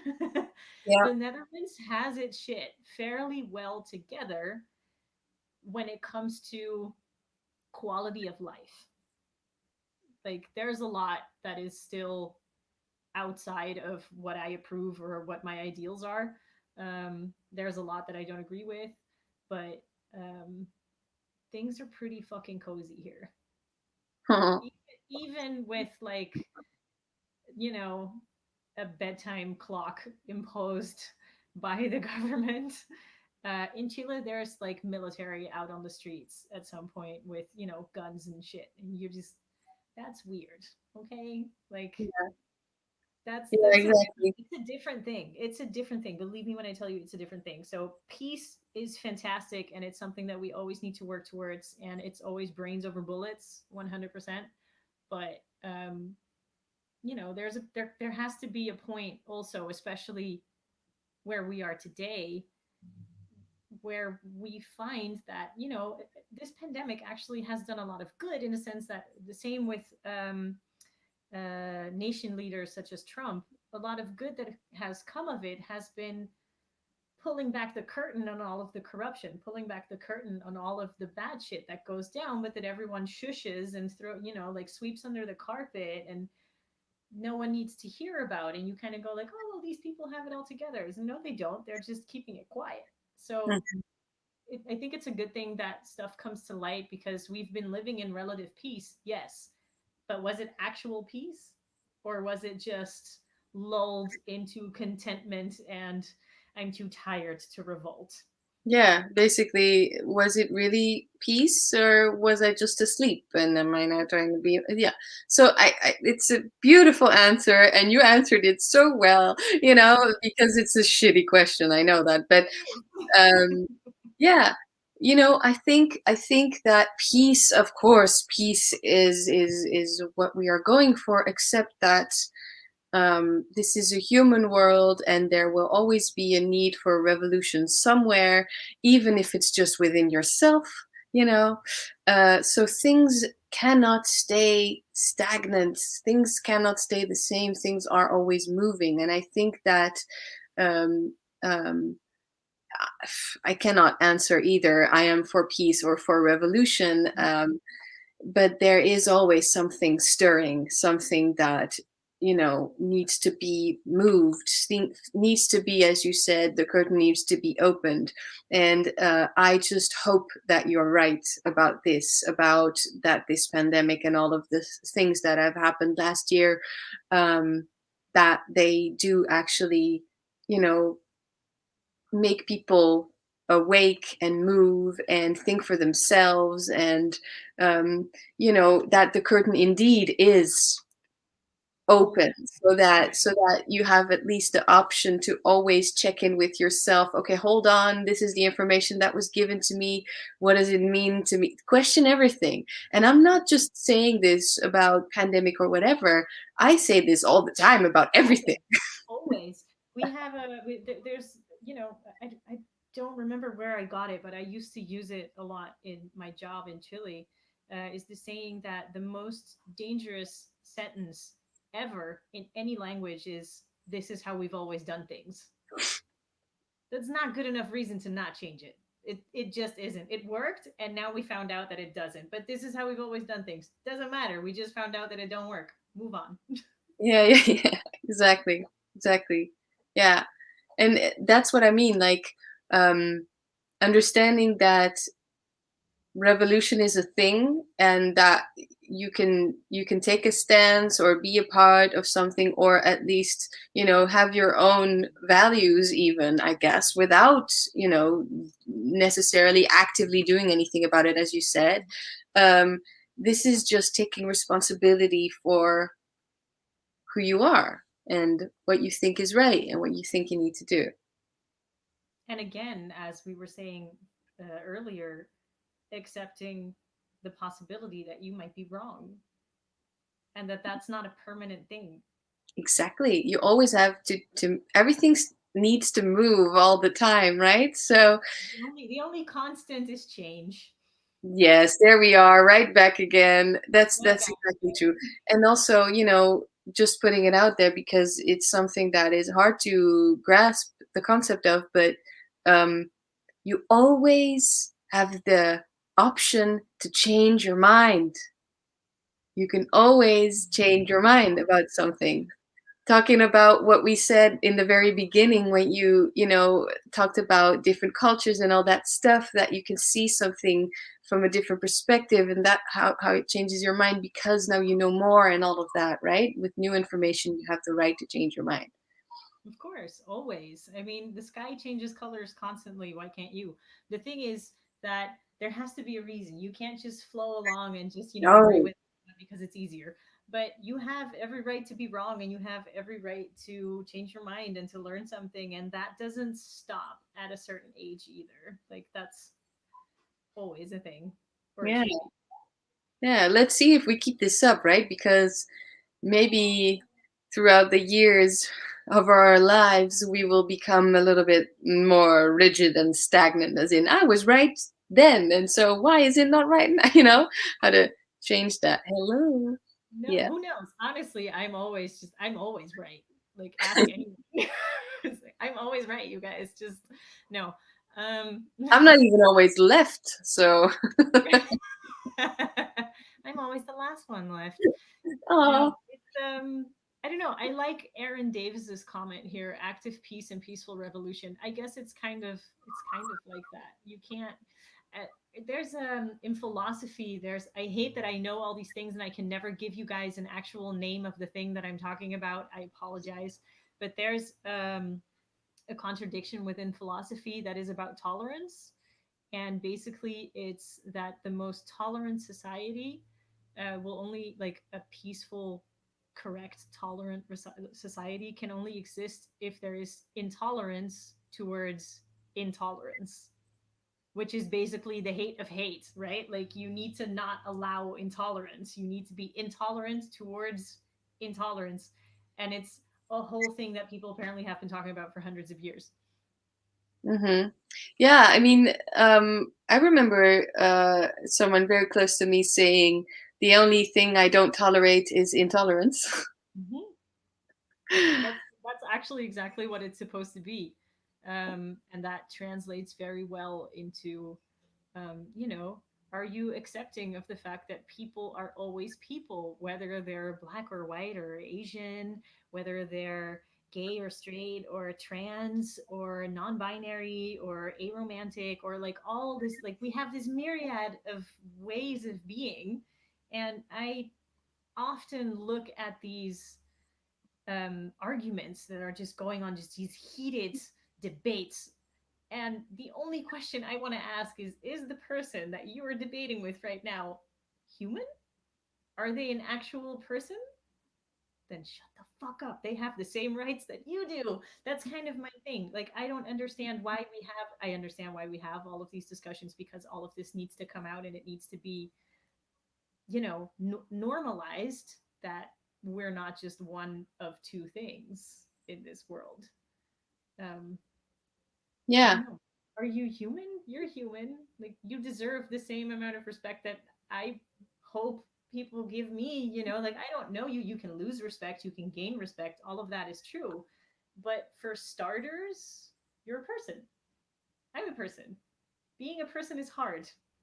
This is the basis that we're working on. yeah, yeah, exactly. Yeah. Oh my God, this whole conversation is Spiraling.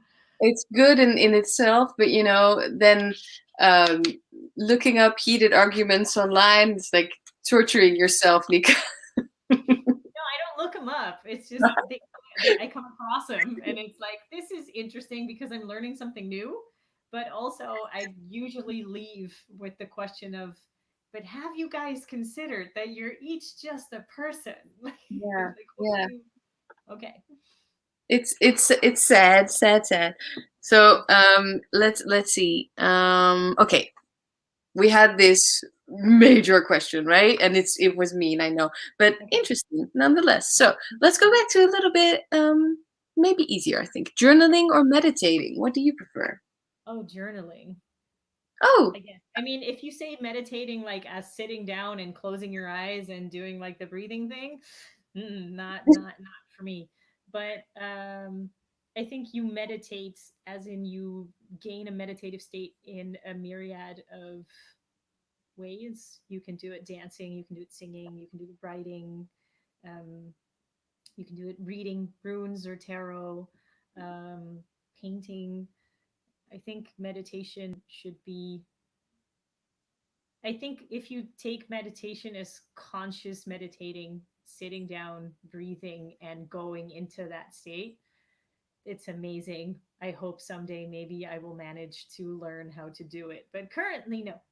yeah. Currently. Same here. I like to do. I like to do like the astral plane thing, visualizing. So I guess that's meditating in a way, but it's very different than um, yeah, I don't really call it meditation, I think. And I journal so much anyway. It's journaling for me. Yeah, it's what I prefer to basically in my mind, I think asking when I wrote this down, it was about how do I process things. Mhm. So for me, it's like I have to write them down. I almost have to write them down compulsively because otherwise it didn't happen. Or like, I don't know how to I have to Mhm. log everything almost. So Oh, for yeah, just for my a lot of writers are like that, and I don't have that at mm, all. I don't have that. I have it more. But maybe that's because I'm so used to this sounds horrible, but maybe it's because I'm so used to just being stuck in my own head and only having these conversations with myself that I no longer need to write them down because Yeah, like the because conversation has been had. It doesn't have to be on paper now. yeah, right. No, but exactly. I was kind of expecting here that you would say meditating. So Okay. yeah. No. I did tai chi, which literally is meditation in motion for 3 years back in Chile. But that's probably the closest that I've gotten to an actual meditative practice. It's not to say that I never meditate. It happens. The other day I walked into my room right here and I just came off of the stairs and sat down on the floor with my headphones on and just chilled for 20 minutes listening to a drum line and nothing else. Okay, this is meditating. I don't know why, but apparently it was necessary. It happens. Yeah, I think so. Okay, quickly. Indoors or outdoors? Why are you? These are all horrible. These are all terrible. I'm a homebody. I like being at home. I like being in my space. Absolutely. But I also really love going for long walks and being like in the open air. The forest is everything to me. Yeah, yeah, same here. I'm definitely, I love my little home. I even, like answering the question of what's the first thing you would buy if you would win the lottery, it would be all about homes and houses, for my mom, for me, uh, Mm, buying back our old family home in Corsica, all that stuff. It's all about home, so definitely homebody. But there's also just a beautiful feeling in outdoors, but it has to be the right kind of outdoors, just like indoors has to be the right kind of indoors. true. It's basically where you feel at home. That's a magical thing, right? Walking in the forest or walking down the beach or something where you kind of feel like this magical nature thing where you feel at home, because after all, you are at home. Uh, Yeah. yeah, that's yeah. So That's a similar really good way answer. of putting that. That's a really good way of putting that. I like that. Yeah, I have a last one. But it's a little bit silly. That's okay. But it applies to your situation, I think, since you moved to the Netherlands from Chile. Hot Okay. weather or cold weather? Oh, I'm a cold weather kind of gal. Actually, I used to have sun allergies, so I'm not good with direct sunlight and heat and whatnot. I'm white all year, like I'm milk. It's just my face and my neck and my forearms, which are always in the sun. But I don't do well in heat. It's not my thing. Ah, yeah, yeah. Well, I'm always cold, so I tend to prefer hot weather. But still, I will always be so pale that you can see all the blue veins in my Right? arms. I know the feeling. I don't So- know. Like I like autumn, like fall weather, proper fall weather, where it's still, you know, sunny during the day. The temperatures are still kind of nice, but every now and then you have like this horrible, just awesome rainfall, or all of a sudden it's just cold at night. But I like that kind of. It doesn't have to be so extreme. Like too cold isn't nice either. I mean, in Chile, you don't have, for all sorts of reasons, it's not as warm inside as it is here in the Netherlands in most homes or wherever you go. So if it's cold outside, it's cold inside. So you're just constantly cold. So it's not like I'm saying I like the cold so much that I like being cold. No, no. I like being warm, but I just prefer it when it's colder outside. It doesn't Yeah, have to be 35 degrees. yeah. I actually really understand that now, the way that you put it. It's like, yes. Right? It's like Just I like being comfortable, but I don't want it to be sweltering hot out. Like fuck no. yeah, Why? yeah. There's also extremes in that, definitely. Like when it's too hot and you cannot even, go outside. Now we're complaining about the weather. How Dutch is that, by the way? That's really Yeah. cool. I But can tell you that that's not even Dutch. Everyone does that. Everywhere is always complaining about the weather. yeah, I guess the casual conversation about the weather is a Dutch thing, maybe. But anyway, this wasn't casual at all. I actually asked, do you prefer hot weather or cold? But now I understand. So cool. So Okay. could we perhaps have a little rune reading from you for the collective, for the people here, and for me, and for you, and for. I mean, we can try. Yeah, and then I will just pull a Rider-Waite-Smith card to go along with it. Okay, cool. That's fun. I love those experiments. Yeah. All right. Is there like a specific thing that we want to talk about, that we want to ask about, or are we just pulling stones and seeing what they're saying? Well, I'd say if it's for the collective, perhaps just go.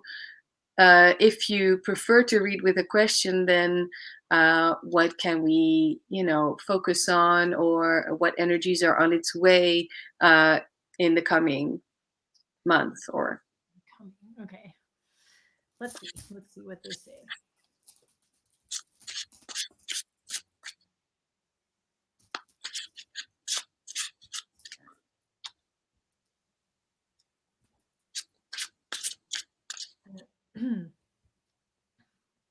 Moment.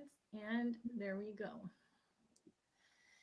I am getting, what am I getting? I am getting a sense of home, a sense of, hmm,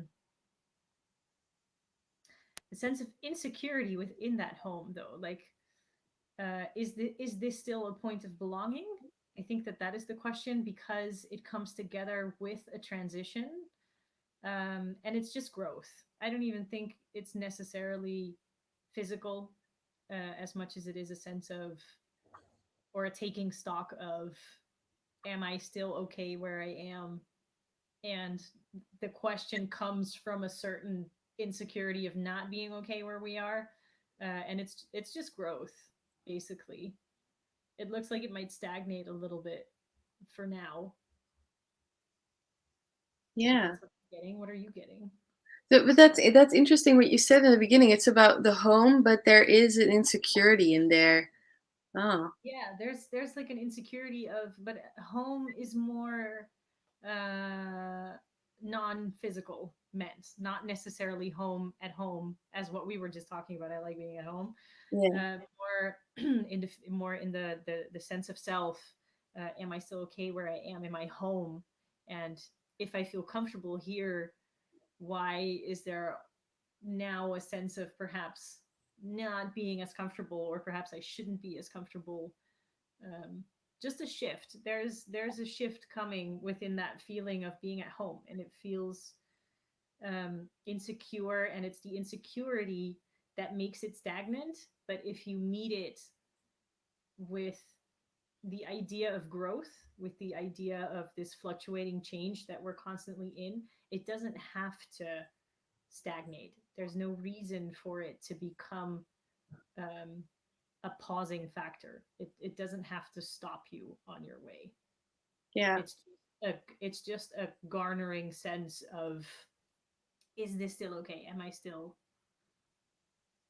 at home? Yeah. Yeah. Cool. So asking that question, that's good. Well, I got the Two of Cups in the Rider-Waite-Smith, Oh. and I often do this, like um, for the collective. Then I have this question in my mind, right? Even not being fully aware of the question, but my question was when I pulled this card is what to focus on, basically. So I like what you said, and I will just add a little bit. Is this is of course the Suit of Cups, so it's the element of water, and it's about emotions and feelings and also intuition. And I like that it's just all the matters of the heart. So, what we can focus on, basically, it's like a soothing, cleansing energy where we can, these. When I started learning the tarot, I didn't know what the cards looked like. I thought when I saw this card that this was the Lover's card, but it Mhm. might as well be, right? It's just the twin card in the minor arcana of the Lover's card. It's very harmonious. Like, Yeah. I get a very big sense of it within the reading with the runes. Then I would say that to focus, the thing to focus on would be the harmonic aspect of it, or the coming towards harmony. Yes, exactly. And I always see this, basically, it's the staff of Hermes. And then here with the wings, I see those wings as a protective dome almost above these two people who are basically coming together and looking each other in the eye. So it's very human, very basic need kind of thing of listening, also, not just talking, but also listening. And oh yeah, that's what I was going to say. Like these two people, yes, we see two people coming together, two opposites almost making a whole. But I also feel like connecting it to what you were saying, this can definitely be within oneself, like connecting to opposites and making it a whole, like start that conversation. And it's okay because it's in a safe space, in a safe environment. Yeah, that sounds like it fits. This Yeah, is funny. Beata is commenting that Two of Cups is her card of the day. So they have a message for you. They're trying to tell you something, Beata. cool. You know, Beata, when I pulled this card, I also kind of had this feeling because um, I think today I forgot to read my cards. I didn't. Sometimes that happens, right? Actually, most of the time lately, I had to. I actually have to consciously, take a tarot moment or oracle moment. But I was just finishing my book, and I used an old. Um, Rider-Waite-Smith deck that is incomplete, but I used the Two of Cups as the bookmark. So when I pulled this card, I was like, oh, well, there you go. There you go. Harmony. Yeah. So I think that's a nice, yeah, just a message for anyone watching, even if you're watching at a later date. It just might be something that you need to hear, right? From both of us, from the runes, from the cards. So There you go. there you go. That's it. That's from us to you. And yeah, anything else? Because I think it's been a little bit over 2 hours now. I had a lot of time, fun during this time. But yeah, is there anything else you just want to say or mention that we forgot to talk about? No, I think you always need to leave people wanting a little more. It's my philosophy. I think we covered a lot, and it was a lot of fun. I think next time perhaps we should like flip the tables, and I'll ask you more questions. Oh yeah, yeah. I mean, sure, we can redo this. I have a feeling we went through, yeah, a lot of the stuff that we wanted to go through. Although maybe intuition a little bit less than in our conversation, don't you think? Because we already spoke about it, we should probably just maybe we'll do one on my Instagram. We'll do like an Instagram live. That Instagram Live, yes, that would be fun. And then, is there a possibility to save it and then put it on YouTube? I see people doing that I sometimes. think it's possible, but again, I am like Not technologically on YouTube. challenged. I don't know. I've never done it, but we'll figure it out. Yeah. And otherwise, you can just join us once again, but then on Nika's Instagram. Yes, that's Yeah, fun. this Cool. is so much fun. I think that's it. Thank you so much, everyone, for being in the chat, for asking questions, for helping us out when we didn't know a word. So that's all. Yeah, thanks so much. And if you're watching this back at a later date, feel free to leave a comment. I will read it, react to it, and then if you have a question for Nika, then I can, forward the question to you, right, to her, or you can check out again description box everything you need to know to find Nika online. And so yeah, also to have a next conversation about all of this All of stuff, the things. all of the things. All of the things. So thank you Yeah. so much, everyone, for Nice. being here. Yeah, yeah. Thanks everyone in the comments, as you were saying. Thank you for joining us. It was fun. I hope to see you guys on Instagram then, or perhaps if there's another YouTube live at some point, you'll be back. Um, it was lovely. Thank you. Yeah, I had fun. Thank you so much for being here. Gladly. Okay, I'm gonna say bye. I'm gonna end it here and see you soon, everybody. My next video is up on Sunday. Blah blah blah. And you Nika, you were just quickly, you were saying that you have this uh, uh, thing on Instagram, right? Every Friday you post certain things. Yes, so every Wednesday is Woden Wednesday, just because it starts with a W, so it translates prettier. But Wodan is basically the Germanic version of Odin. They're the same dude. Woden Wednesday. So that's where I will be promoting the deck once I have all of the material together. Currently, it's a poetry post. Feel free, if you write yourselves, to leave your own pieces in the comments. And every Friday is Freya Friday, which is basically my Tarot Tuesday.